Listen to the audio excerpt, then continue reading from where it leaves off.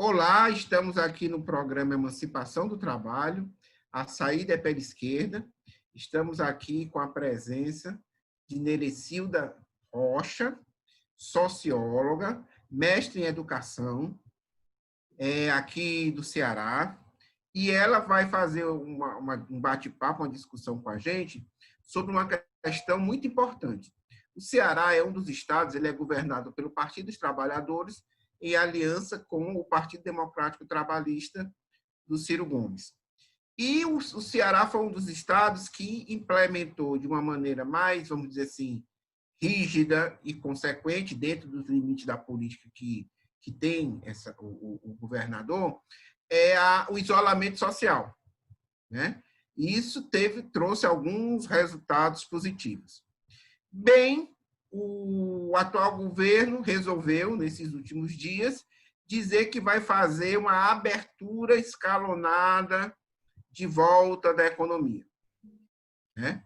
Diante disso, há toda uma mobilização de vários setores sociais, né, de sindicatos, de associações, né, de diversas entidades, né, sendo contra, né? Inclusive, tivemos notícia que a Faculdade de Medicina, né, vários integrantes da Faculdade de Medicina disseram que isso é um absurdo, né? Mas estamos aqui com uma pessoa que tem se dedicado esses últimos tempos de analisar esses dados, certo? Em relação ao nosso estado. Então, gostaria de fazer logo uma pergunta direta à Nerecilda, né? Permita-me chamar de Neri, tá certo? A Neri. Neri, como é que você encara, né, como é que você vê, né, quais são os fundamentos e as possíveis consequências, né, dentro do quadro, né, dessa política de abertura, né, abertura, segundo o governador, uma abertura mediada, aos poucos, baseada que é um retrocesso nos números de casos no Ceará, que está sendo implementado. Inclusive, ele fez o seguinte, ele liberou Fortaleza, mas boa parte do estado não continua liberado. Então, como é que você visualiza isso da perspectiva de nós, né, que somos maioria, né, dos trabalhadores e trabalhadoras do Ceará? Acho que o Brasil hoje é indiscutivelmente, né, o epicentro mundial da pandemia, América Latina e o Brasil. Nós já somos o segundo país de maior número de infectados e somos o quinto aí, já caminhando para o quarto número de mortos. Esse não é um dado insignificante, porque pela projeção da Universidade de Washington, por exemplo, o Brasil poderá ter, início de agosto, 125 mil mortos. Hoje, Estados Unidos tem ao redor de 100 mil mortos, só para ter uma ideia. Então, o país de maior número de mortos em resultado da Covid, ele hoje tem aí ao redor de 100 mil mortos. O Brasil, pela população que tem, a projeção desse estudo da Universidade de Washington é que início de agosto nós poderemos chegar a 125 mil mortos. Isso é muito significativo. Por quê? Hoje, o Brasil tem 30 mil mortos, né? 500 mil aí, um pouco mais, 515, quase 516 mil infectados. Veja bem, início de junho, e a projeção de 30 mil atual mortos é chegar a 125 mil mortos. Evidentemente que para fazer análise de qualquer estado, em particular do Ceará, a primeira coisa a destacar é que o grande responsável, certamente não pelo vírus, mas pelas consequências de como o vírus está impactando em um país como o Brasil, com suas características sociais, suas características econômicas e a crise política, é o presidente da República. Então, diferente do governo do Estado, que adotou políticas públicas coerentes, condizentes com as orientações da Organização Mundial da Saúde, uma equipe técnica de profissionais bastante qualificado. Então, nós estamos em um Estado, estamos aqui fazendo uma conversa sobre a reabertura em um Estado onde o governante adotou políticas públicas corretas. Porém, no marco de um país em que o presidente da República foi o grande contraponto, foi o grande opositor do país ter, de fato, políticas públicas em todo o território nacional para enfrentar a pandemia. Então, eu queria destacar isso, porque eu acho que isso se relaciona com o equívoco que o governo Camilo Santana está tendo nesse momento. Então, no marco de resgatar todos os acertos que ele teve até então, minha opinião, baseado aí na opinião de alguns médicos, inclusive, a própria Faculdade de Medicina da Universidade Federal do Ceará, é que o momento da reabertura, ele existe em todos os lugares, vai haver um momento da reabertura. O debate é, esse é o momento ideal da reabertura? Não, não é. Para o Ceará, não é o momento ideal da reabertura. Ao contrário, é um momento perigoso. Por quê? Porque há fatores técnicos a serem considerados para identificar se é o momento adequado da reabertura. O primeiro deles é a taxa de contágio. O Ceará não estabilizou a taxa de contágio. A taxa de contágio que a semana passada vinha sendo apresentada pelo governo do estado, inferior a 1%, né? Como o termômetro, o parâmetro mais importante a ser considerado para dizer é o momento da reabertura, e é verdade quando a Organização Mundial da Saúde explica que quando a taxa de contágio está inferior a 1%, há uma estabilização dos números e é possível sim se falar em reabertura. Só que a taxa de contágio no Ceará, por exemplo, sábado agora, ela estava 1,32%. Isso significa que, no mínimo, cada paciente contamina mais uma pessoa. Então, qual é a quantidade de casos hoje no Ceará? Não é só você analisar se os números estão estáveis. Não é só isso. Nós tivemos algumas semanas onde o Ceará crescia 2.000 novos casos a cada 24 horas. Tivemos uma semana onde 3 dias consecutivos ocorreu isso. Foi no ápice aí da metade do mês de maio. Inclusive, em um dos dias foram 216 mortos e mais de 2.000 novos casos infectados. Evidentemente que em um contexto assim, impossível falar de estabilização de números e menos ainda de abertura. Só que não é apenas esses números, não são apenas esses números a serem considerados. Tem que levar em consideração a taxa de contágio. E por mais que haja, sim, um indício de que os números de mortos e de novos casos, eles aparentemente estabilizaram. Por que falamos de aparentemente? Porque como há muita subnotificação, tudo é próximo à realidade, mas nada é preciso. Então, considerando isso, o dado que mais, e vou concluir, o dado que nós temos mais real, o mais próximo da realidade para dizer é o melhor momento para uma reabertura, é a taxa de contágio. E a taxa de contágio é 1,32%. Então, no mínimo, nós estamos em um terreno muito incerto, um terreno muito movediço, instável. Não é estável. Não há estabilização que nos permita falar de reabertura. Então, provavelmente, lá pela metade do mês de junho, era o momento para falar de uma reabertura. Agora é precipitado, perigoso e, diferente do que fala o governo do estado, pode vir a ser irresponsável. Ele fala de responsabilidade, mas pode vir a ser irresponsável. A taxa de contágio não autoriza o governo do estado e sua equipe técnica a uma reabertura como eles estão fazendo. E se tudo indica, né? Quer dizer, se médicos, né? Se a faculdade de medicina, se os dados, se as tendências, né? Se as próprias orientações da Organização Mundial da Saúde não indicam como um momento propício para a retomada da economia, a que você atribui, né, vamos dizer assim, que forças subterrâneas, a quem responde o governo Camilo, quais são as pressões que fazem com que ele queira abrir agora a economia, né? E que isso afeta, né, os interesses da maioria dos cearenses que são trabalhadores e trabalhadoras, né? O que ele está se voltando contra todas essas tendências e em cima de quê? O que é que você analisa, quais são as pressões que fazem isso? Ok. No dia que o Ceará ultrapassou o Rio de Janeiro em número de infectados, não sei, me falha agora a memória, mas deve ter sido, foi dia 14 de maio ou 13 de maio. E foi exatamente o dia que o governo Bolsonaro reuniu-se com o representante da Fiesp, né?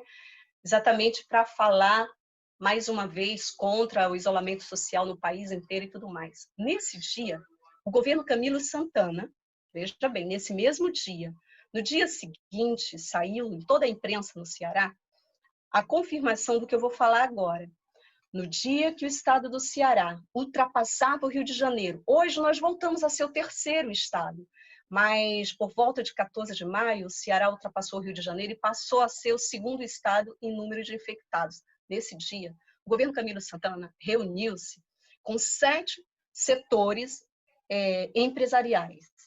Inclusive, um deles, o setor têxtil, o outro, o setor da construção civil, e vários outros representantes. Foram 7 câmaras, eles chamaram de câmaras setoriais, mas, na verdade, sequer são câmaras setoriais. Eram representantes diretos do setor empresarial de vários segmentos no Estado, transporte, indústria da construção civil, indústria têxtil e vários outros. Já nesse dia, começava a ser elaborado um plano de reabertura. Esse plano de reabertura, que o governo Camilo Santana apresenta agora, ele não foi elaborado na última semana. Ele começou a ser elaborado já no início de maio. Então, o que isso significa? Que a pressão do empresariado, esse mesmo empresariado que em nível nacional faz, né, nem todos, mas alguns fazem coro com o presidente da República de que o isolamento é um equívoco, que tem que pensar na economia. Então, veja bem, já desde o início de maio, há uma pressão do empresariado cearense sobre o governo Camilo Santana. Como os números eram muito catastróficos, nós tivemos períodos, aquilo que eu falei anteriormente, dias de mais de 200 mortos, mais de 2.000 novos casos ao dia, ficou muito difícil sustentar a intenção do empresariado, que era a reabertura já no final do mês de maio.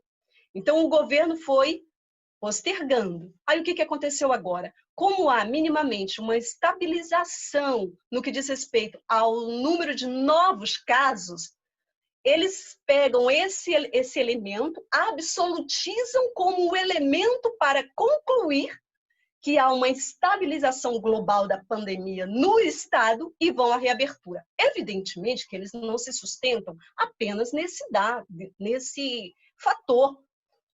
A hecatombe econômica anunciada agora, da queda do PIB, né, a retração do PIB de 1,5% no primeiro trimestre, evidentemente que pressiona ainda mais todo esse setor empresarial ao que apenas ou ao que mais interessa a eles, que é o fator lucro.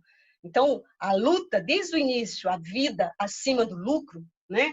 Ela mais do que nunca, ela é latente e cabe aos setores dos movimentos sociais organizados defender isso. Porque esse elemento real que se abateu agora de retração do PIB, com projeção, há alguns setores que não falam mais de 5% da retração do PIB no país, já há setores que falam acima de 6%. Saiu recentemente agora uma projeção da CEPAL, que é uma verdadeira hecatombe, no PIB do Chile, no PIB da Colômbia e no PIB do Peru. Nada mais que os 3 faróis econômicos da América Latina, o que vinha sustentando algum crescimento econômico na América Latina. Esses fatores pressionam cada vez mais o empresariado à reabertura da economia. Então, eles não estão, de fato, considerando todos os elementos para falar da reabertura. E eu queria, nessa sua pergunta agora, concluir, eu falei apenas do elemento da taxa de contágio, mas tem uma outra coisa, por exemplo, e aí a Faculdade de Medicina da UFC, né, da Universidade Federal do Ceará, ela destaca um elemento muito importante, que é a interiorização da pandemia.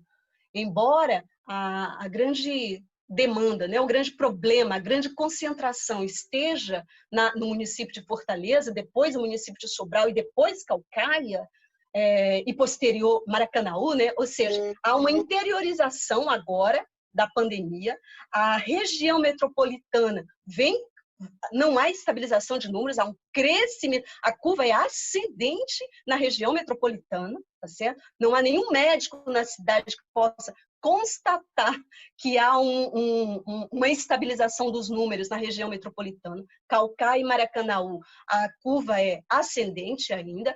E aí o governo, no decreto de liberalização aí da economia de alguns setores, né, os 17 setores que estão liberados a reiniciar as atividades, um deles, por exemplo, é a liberação do transporte da região metropolitana. Os ônibus, o transporte coletivo da região metropolitana, que havia sido no período de isolamento rígido, né? Havia sido paralisado, agora voltam a funcionar normalmente. Hoje pela manhã eu conversava com o presidente do Sindicato dos Trabalhadores Rodoviários e ele dizia que essa medida vai ser um desastre para a categoria e para a população, porque retorna aquelas cenas que nós vimos no início da pandemia, que eram os ônibus superlotados, os terminais mais lotados ainda, e isso aí é um barril de pólvora para uma retomada dos números de novos casos em crescimento. Então, no mínimo, equivocado, perigoso, para utilizar termos brandos, né? Então, diante de toda essa... Ainda não fiz nenhuma conclusão mais política, que é o que o Érico disse que precisava reforçar.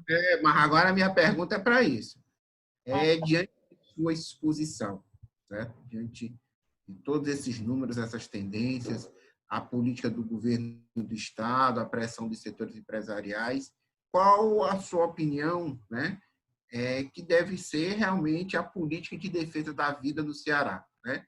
Que praticamente todas as entidades classistas do Estado estão contra essa abertura. Qual deve ser a posição, sim ou não à abertura, e quais medidas o movimento já começa a levantar contra isso, né? Contra essa política, né? O que é que está faltando para um combate mais efetivo no sentido de responder às necessidades da maioria da população cearense, que é até um exemplo para o Brasil. Acho que a primeira medida que é necessário que os movimentos sociais, nesse momento, possam ter a mais ampla unidade e defender é a manutenção do isolamento rígido. Veja bem, a carta que a Faculdade de Medicina tornou pública recentemente, agora, hoje ou foi ontem, fala exatamente isso. O lockdown no Ceará foi o período onde melhor se atingiu o índice de isolamento social, com todas as dificuldades, mas foi onde, de forma perene, se obteve um pouco mais de êxito. Agora, uma liberação, uma flexibilização disso vai caminhar no sentido oposto. Então, a primeira coisa era manter, ao menos por 2 semanas mais, o isolamento, o distanciamento social rígido. Isso significa uma quinzena, isso significa pensar economicamente saídas para que a população e a maioria dos trabalhadores possam permanecer em casa mais uma quinzena. Que aí entra um elemento objetivo que tem sido um obstáculo a um isolamento social mais efetivo, né, no país e também no Ceará, que é a situação econômica. Como é que vai garantir um isolamento social à altura do que a pandemia exige, se não está garantido aos trabalhadores as condições econômicas? A suspensão de contrato em vários setores da economia cearense. O Ceará, ele é o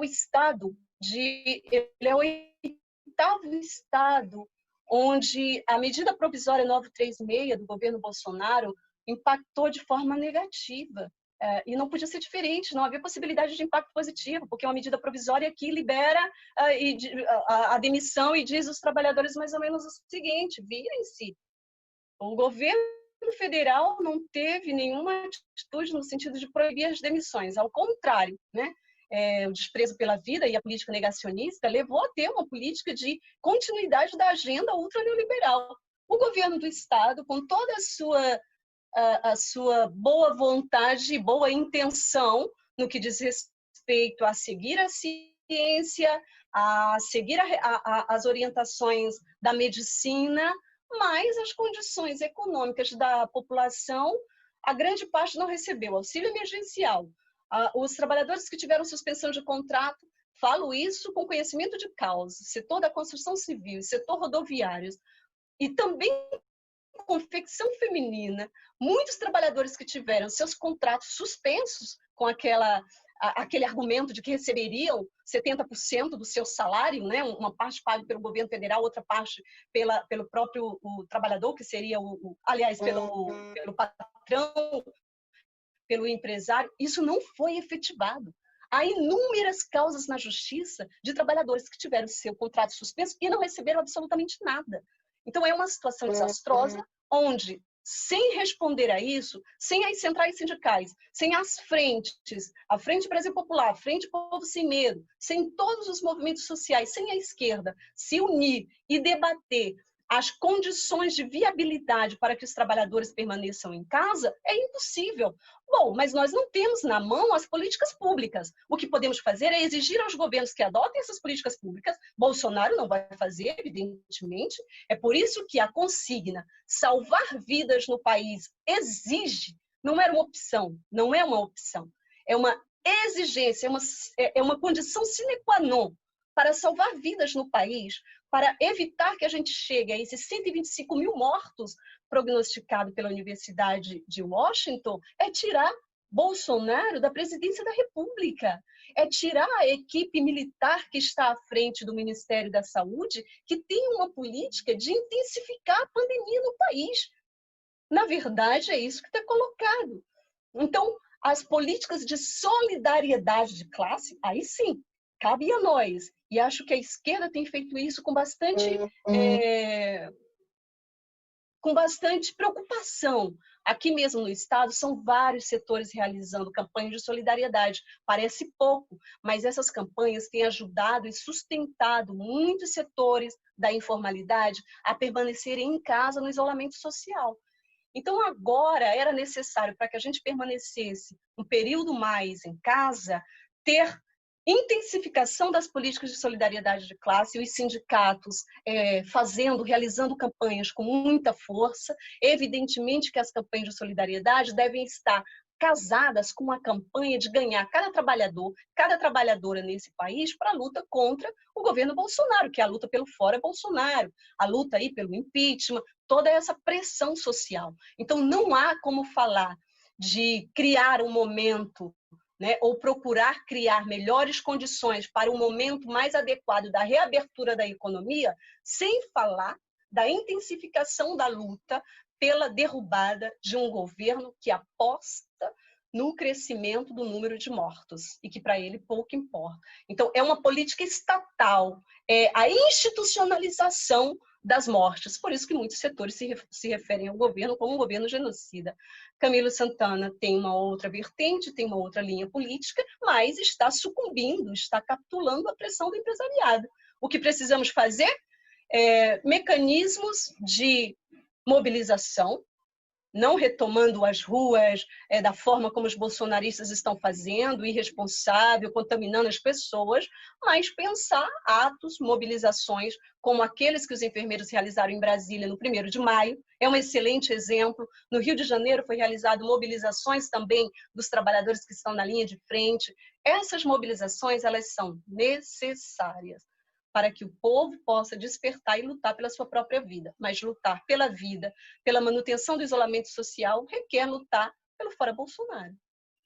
São coisas que caminham juntas. Obrigado, companheira. Muito obrigado, companheira Nery Silva. Foi muito esclarecedora a sua fala, né? E esperamos nos encontrarmos novamente para debater esse e outros temas, né, de interesse da classe trabalhadora brasileira e internacional. Pronto.